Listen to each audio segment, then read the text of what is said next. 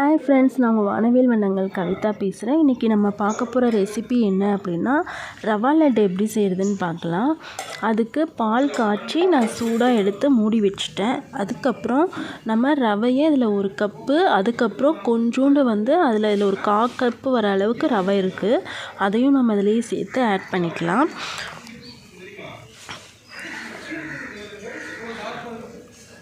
நல்லா தூசி இதெல்லாம் எடுத்துட்டு நீங்கள் புடைச்சி எடுத்து வச்சுக்கோங்க. அடுத்தது ஏலக்காய் 4, முந்திரி தேவையான அளவு போட்டுக்கோங்க. இப்போ நம்ம ஏலக்காயை நல்லா இதில் போட்டு நல்லா உரலில் போட்டு இடித்து எடுத்துக்கலாம்.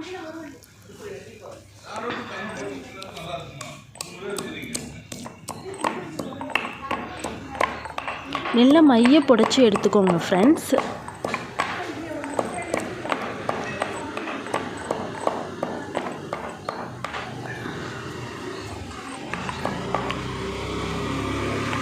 பாருங்கள், இந்த அளவுக்கு நம்ம புடைச்சி எடுத்ததுக்கப்புறம் இதை நம்ம ஒரு தட்டில் எடுத்து வச்சுக்கலாம். பாருங்கள், எவ்வளோ மைய நான் தட்டி எடுத்திருக்கேன். நம்ம மிக்சியே இல்லாமல் இதில் கூட நல்லா தட்டி எடுத்துக்கலாம்.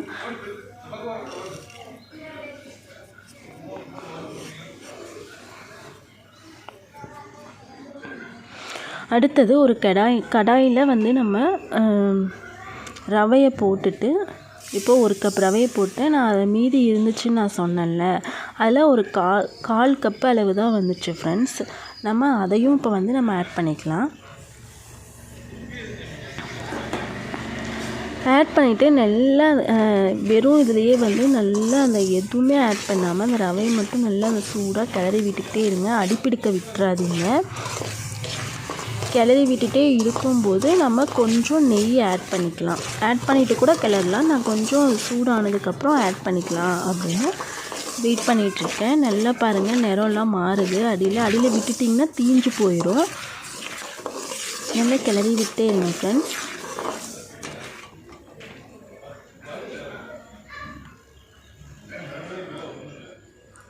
கொஞ்சம் கொஞ்சமாக நெய்யும் ஆட் பண்ணுங்கள்.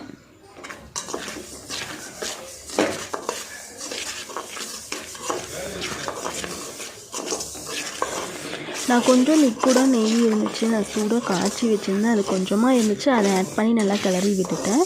இப்போ அதுக்கப்புறம் நல்லா கெட்டி நெய் இருக்குது, அதையும் நம்ம இதில் கொஞ்சம் நெய் பத்தலை, இதில் ஆட் பண்ணிக்கலாம்.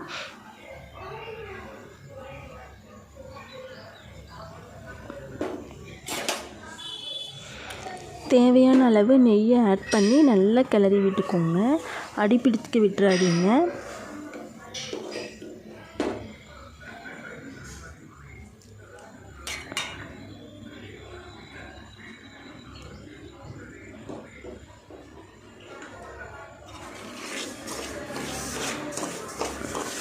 நெய்யோடு சேர்த்து ரவையும் சேர்ந்து நல்லா கிளறி விட்டுட்டு, அதுக்கப்புறம் மிக்ஸ் பண்ணி நல்லா கிளறி விடுங்க. எதுலேயும் கட்டி இல்லாமல் நல்லா கிளறி விட்டுட்டே இருங்க.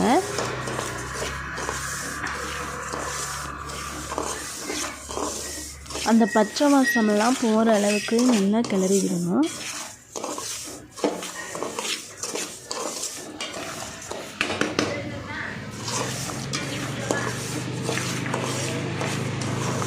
இப்போ நம்ம இதே 1 கப் அளவு மட்டும் நம்ம சர்க்கரை எடுத்துக்கலாம். 1/4 கப் அளவு நம்ம ரவை போட்டோம்.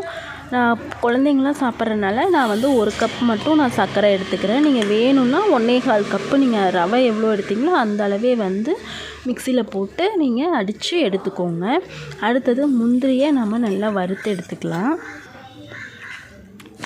இப்போ அந்த ரவை கிளறி வச்சு எடுத்தோம் பார்த்தீங்களா, அதுலேயே நம்ம இப்போ இந்த சர்க்கரை தூள் பண்ணி வச்சுருக்கோம், அதையும் ஆட் பண்ணிவிட்டு நல்லா கிளறி விட்டுக்கோங்க. அதுக்கப்புறம் ஏலக்காயை பொடி பண்ணி வச்சுருக்கோம்ல, அதையும் வச்சு ஆட் பண்ணிவிட்டு முந்திரியையும் போட்டு ஆட் பண்ணிக்கோங்க. இது எல்லாத்தையும் போட்டு நல்லா ஆட் பண்ணி கிளறிக்கோங்க. கிளறி விட்டுட்டு நல்லா மிக்ஸ் ஆனதுக்கப்புறம் நம்ம பால் கொஞ்சம் கொஞ்சமாக, சூடான பால் கொஞ்சம் கொஞ்சமாக ஊற்றி நம்ம கிளறணும். ஒரு அளவுக்கு மட்டும், இந்த எந்த பக்குவம்னு சொல்கிறேன் அந்த அளவுக்கு மட்டும் பால் ஊற்றி கிளறிக்கோங்க.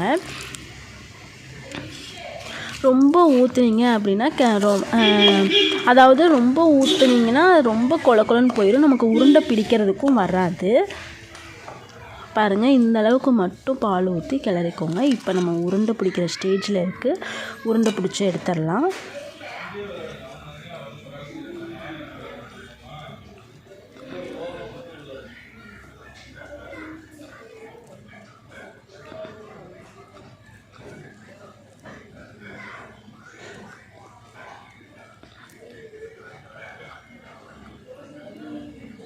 இந்த ஸ்டேஜில் நம்ம இந்த அளவுக்கு உருண்டை எவ்வளோ வேணுமோ பிடிச்சி எடுத்துக்கலாம் ஃப்ரெண்ட்ஸ். இதே மாதிரி எல்லாத்தையுமே உருண்டை பிடிச்சி எடுத்துக்கோங்க. நீங்கள் இந்த ரெசிபி வீட்டில் செஞ்சு பார்த்துட்டு எப்படி இருக்குன்னு கமெண்டில் சொல்லுங்கள். நம்ம சேனலை லைக் பண்ணுங்கள், ஷேர் பண்ணுங்கள், சப்ஸ்கிரைப் பண்ணுங்கள். Okay, bye friends.